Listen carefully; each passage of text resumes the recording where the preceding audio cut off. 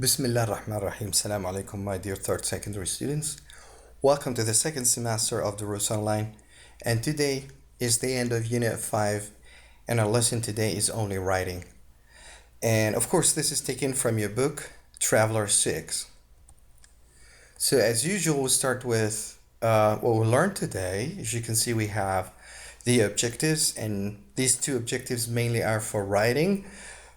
We have two. Number one, to write an informal letter based on prompt.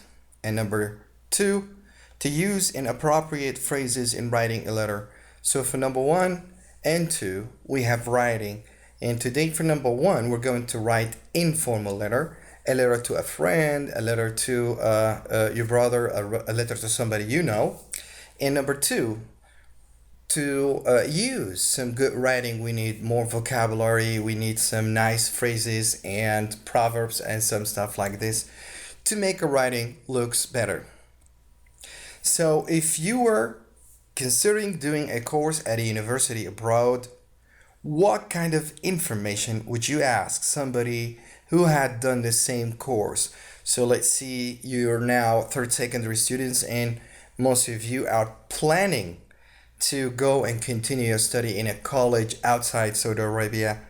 So you need some information to know what type of information do you need, where do you want to go, what kind of services the college can offer you, what branch you want to study. And just maybe 2 or 3 days ago, an exhibition or a symposium started in Riyadh, and there were colleges from all over the world. They come and gather in one place, so students come and visit them, and they answer their questions, and also they give them some extras and some manuals and some information. So if you want to study medicine, you need to ask someone you know, or send a letter or write a letter to somebody you know, and you ask them about some information you need for, in order to help yourself build a very good idea about your future.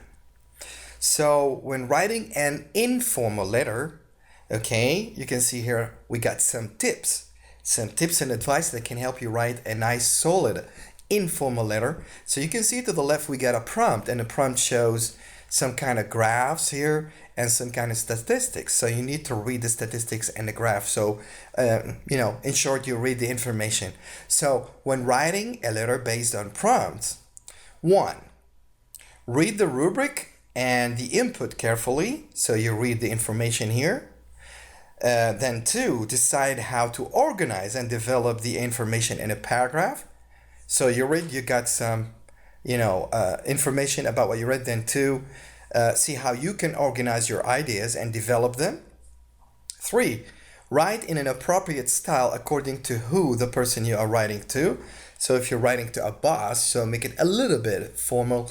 If you're writing to a friend, it's completely informal. If you're writing to maybe your uncle, somebody you know who has the same or studied in the same college or graduated from the same college. And number four, avoid lifting language from the input. Try to rephrase it in your own way. So don't copy, or in your own words. Don't just copy words and put them there. Try to write them again or rewrite them again in your own style. And for five, expand. Write more on any points you think appropriate. So you need to write about the things you need to focus on. So write about the things that mean them, or the most important things for you. Number six, make an effort to use a range of structures and vocabulary. So try to use some connectors, like first of all, secondly, moreover, as you can see, finally. Okay, this is the typical layer of or outline of writing.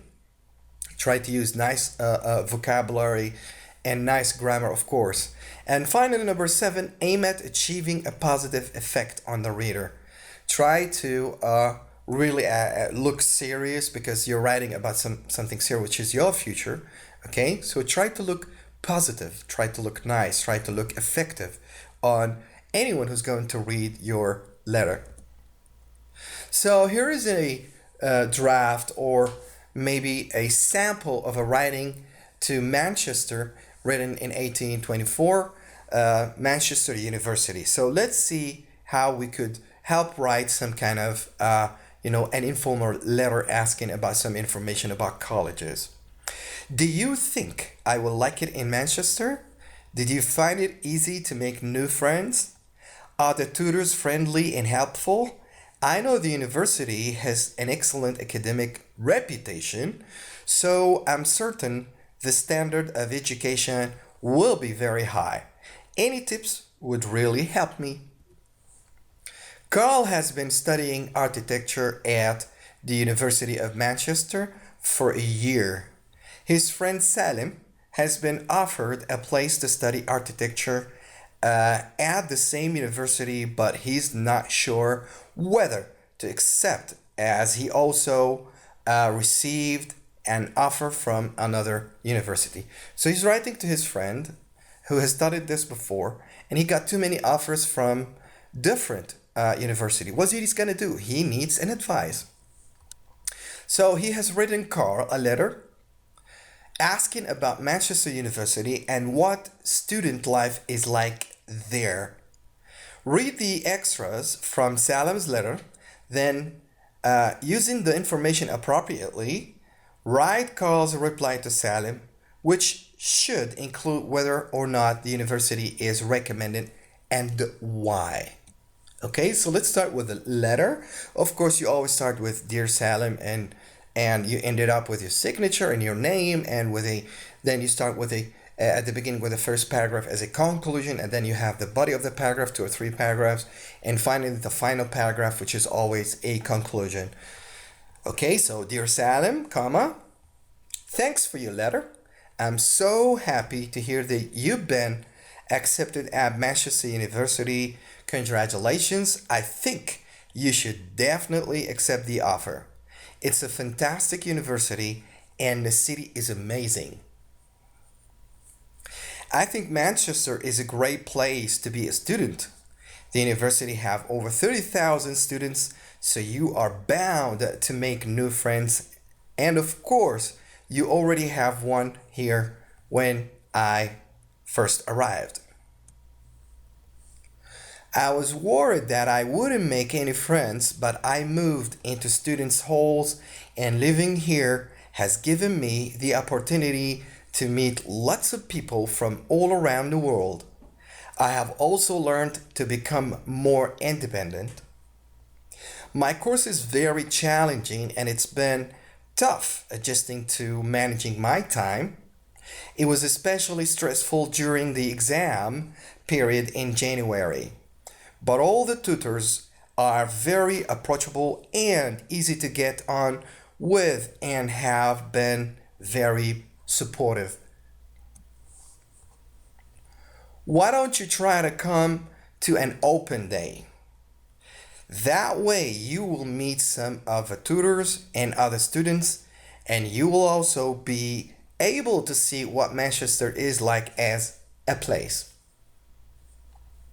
I hope this has helped you make your decision.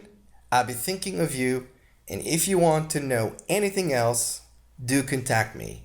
Yours, Carl. So we just seen an informal letter just between two friends trying to get some advice about, Salim got accepted in Manchester, and he already got a friend there and his name Carl. So he wrote a letter, asked him about the information, and Carl was very positive, and he told him that the college is great, the tutors are great, the students are great, the city is great, and he, counted some of positive things that the college or the university offers students. So now let's do some examination, a little bit of a quiz or evaluation. So the following features are characteristics of an informal style. Find examples of them in Carl's letter. So there are some sentences, some words that can tell us this is not a formal letter, this is informal letter. So how do we know that this is an informal letter? Okay, I'm gonna name for you from A to E, and you tell me, how did you know that this is an informal letter? How did you know? You knew because you read people used exclamation marks.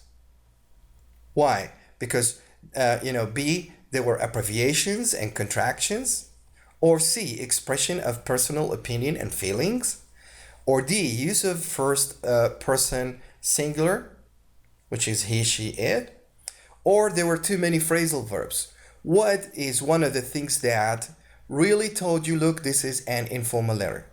Which are exclamation marks at the beginning, thanks, congratulations, as you can see here, and some abbreviations and contractions like am. If you're writing formal letter, you have to write I am, you do not, and so on. You have, or you've, or I wouldn't, or it's been, or you'll. So all of these are contractions and abbreviations of some stuff. Also, we knew that this is an informal letter because some expressions of personal opinion and feelings like I'm so happy, I think, I hope, in formal letters, most of the time you skip your personal feelings and you try to be more logic and give more, formal, style to your writing. Also, we knew that this is a informal letter because we really used too much of the first personal I am, I think, I moved, or has, or he, or she, or it, or I've been. So in formal letters, we don't use I. You don't give your opinion and you don't talk about yourself. You talk in general. And most of the time you're logical or formal. And finally, for the phrasal verbs, moved into to get on with. So you're trying to use some phrasal verbs with propositions. Most of the time, we avoid this in formal letters because we try to find some nice academic vocabulary. So that was quick because it was all writing and writing an informal letter to a friend asking for some information. So what we've learned today was all about writing an informal letter. So an informal letter based on a prompt, we recommend at the beginning when you say, I'm sure you'll be happy, don't think twice about it, you won't regret that, and so on.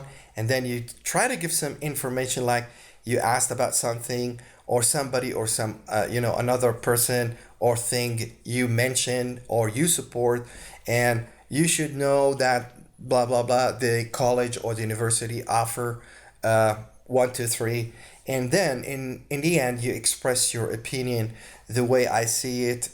Here is what I think is, in my opinion, I think it is, and so on. So here are our references taken from Traveler's 6 Student Book and the Teacher's Guide, and some pictures from Google Clip Arts.